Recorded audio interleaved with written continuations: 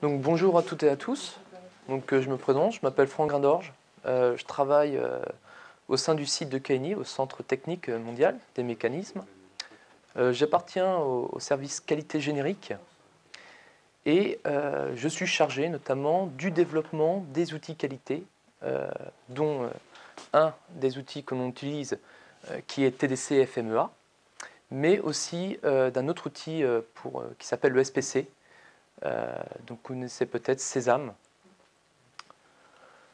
Je fais un petit focus sur le site de CAENI.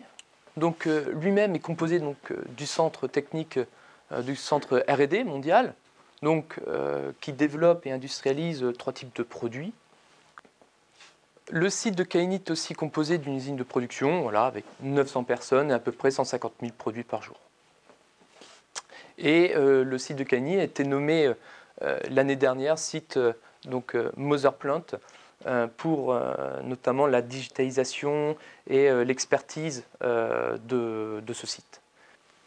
Ce qu'on appelle notre PMS, donc notre Programme Management System, tous nos programmes sont gérés de cette manière-là, donc avec 4 jalons, avec un jalon acquisition avant de lancer le projet, donc avec TDC NID, etc.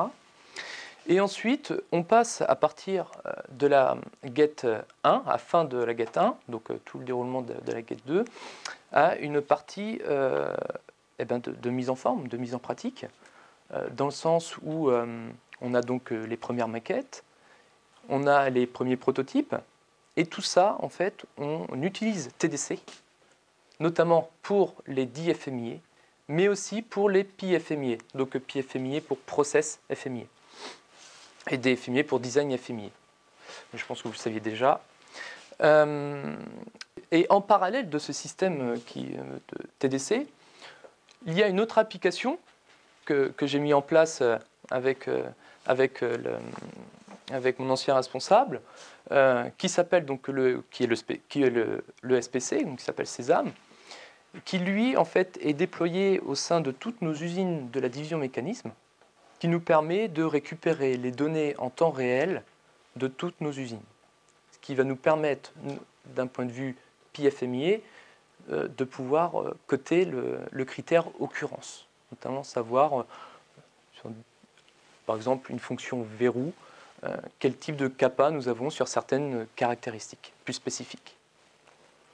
Donc ça nous permet vraiment en temps réel, lorsqu'on fait des séances d'AMDEC et que l'on doit coter la gravité, pas forcément, mais l'occurrence et la détection, on se réfère en fait à l'outil SPC, qui lui est relié grâce au paramétrage, dont je vais expliquer plus tard. Toute notre base de données TDC est architecturée de la même manière que nous l'avons fait pour Sésame. C'est-à-dire qu'on l'a fait d'abord pour TDC, puis ensuite on a récupéré cette base de données, ou cette architecture, pour la recopier dans Sésame, puisqu'il est quand même important et même utile lorsqu'on fait nos réunions d'AMDEC Process, si on veut récupérer une donnée spécifique sur un nouveau verrou, sur des tenues, etc., j'en passe, sur un besoin fonctionnel, de pouvoir comprendre et retirer l'information plus rapidement. Donc c'est pour ça la structure de l'application TDC est très importante. Ici, donc, chez Forestiel, il y a plusieurs paramétrages, des paramétrages groupes, mais aussi un paramétrage propre à notre division. Mon métier, on va dire, c'est de pouvoir recueillir des informations du rétex des utilisateurs finaux et de pouvoir pallier à une des sujets du moment, c'est-à-dire la duplication de lignes. On développe, on industrialise des produits et bien souvent on est amené à dupliquer ces lignes d'assemblage. Seulement, elles n'ont pas toujours la même technologie et elles diffèrent. Mais on repart quand même d'une base commune.